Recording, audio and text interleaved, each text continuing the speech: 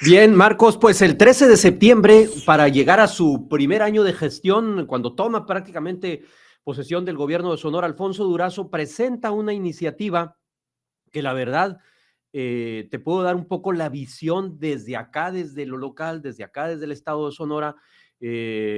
Agarró tanto a partidos políticos como a la comentocracia, como decimos coloquialmente, con los dedos en la puerta. No se esperaba una iniciativa de esa, y la iniciativa a la que me refiero es esta propuesta de hacer concurrentes las elecciones de Sonora a partir del año 2030. Esto implicaría que quien sea el sucesor o sucesora de Alfonso Durazo en 2027 dure solamente 3 años en el gobierno. ¿Cómo ves la propuesta, tú que eres especialista en la materia? Pues que pareciera una ocurrencia. Lo que está planteando la iniciativa en su exposición de motivos son básicamente tres argumentos.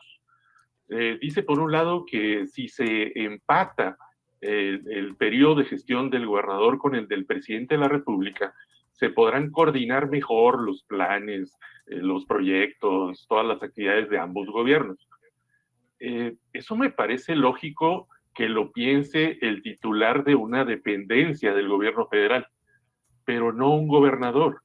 Un gobernador, pues, es el que hace cabeza de un gobierno distinto, que es supuestamente soberano, autónomo, libre, como lo dice nuestra constitución sonorense, y que tiene sus propios planes, sus propias actividades, y que nada es óbice para que en ese contexto pues se siga coordinando con el gobierno federal en lo que tenga que hacerlo.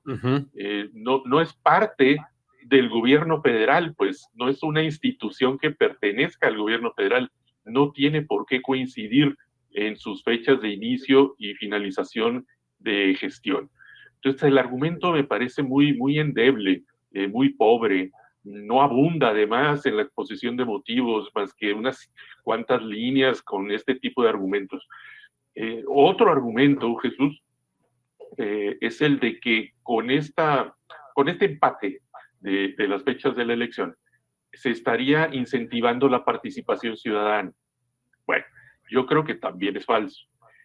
¿Por qué razón? Porque en el caso de Sonora, como bien sabemos, vamos a las urnas cada 3 años. A nivel federal, vamos una vez a elegir al presidente de la República, senadores, diputados federales. Y en esa misma fecha, para los sonorenses, se trata en lo local de una elección intermedia, donde también elegimos ayuntamientos y diputados locales. Bueno, a los 3 años, cuando se trata de una elección intermedia federal, para los sonorenses no es intermedia en lo local.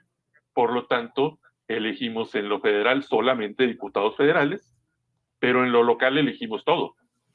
No nomás alcaldes y diputados locales, sino también al gobernador. ¿A qué voy con esto? A que tenemos diseñadas nuestras elecciones en el Estado perfectamente, de tal manera que equilibramos el interés que se genera en la población, porque si en 3 años eliges al presidente de la República, que es muy atractiva esa elección, o sea, es una elección que te llama a ir a votar, que resulta interesante acudir, hace que aumente la participación.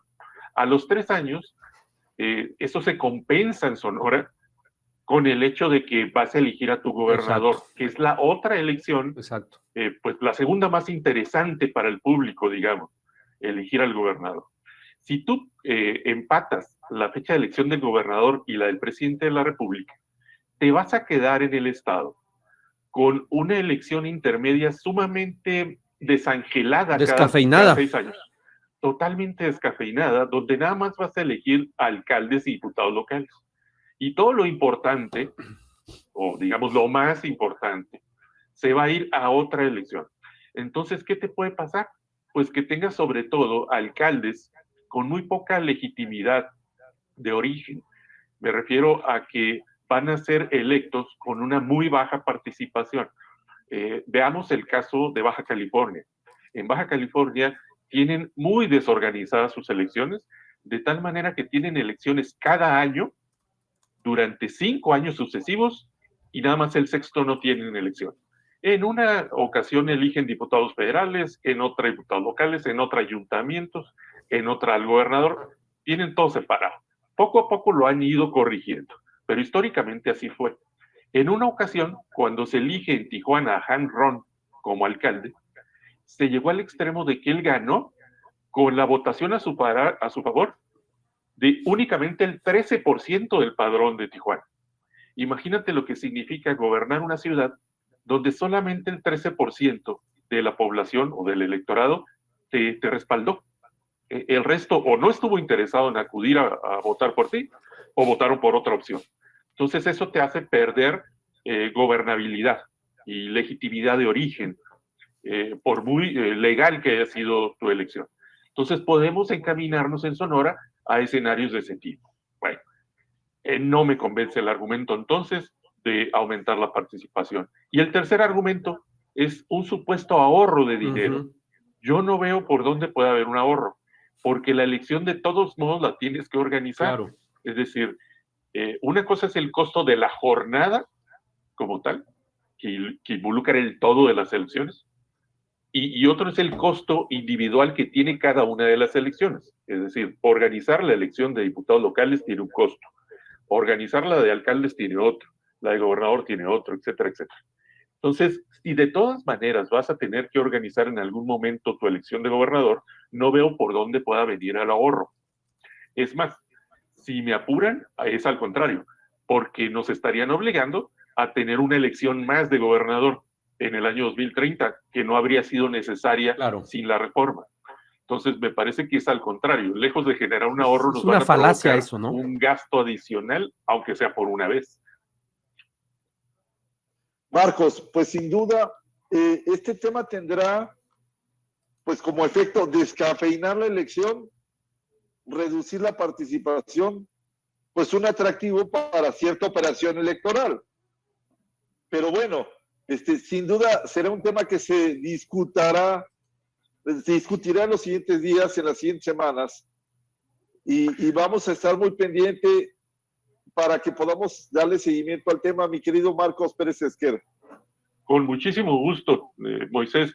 Y nada más un comentario adicional. Esta misma iniciativa contiene lo de cambiar la fecha de la presentación del informe de gobierno. Esa parte me parece pertinente, porque es correcto que esa fecha coincida con la fecha en la que inició su gobierno el gobernador en turno. De acuerdísimo. Muy bien, pues me parece que hay que darle seguimiento a ver cómo se comportan las diferentes fuerzas políticas en el Congreso y seguir analizando el tema, mi querido Marcos. Con muchísimo gusto.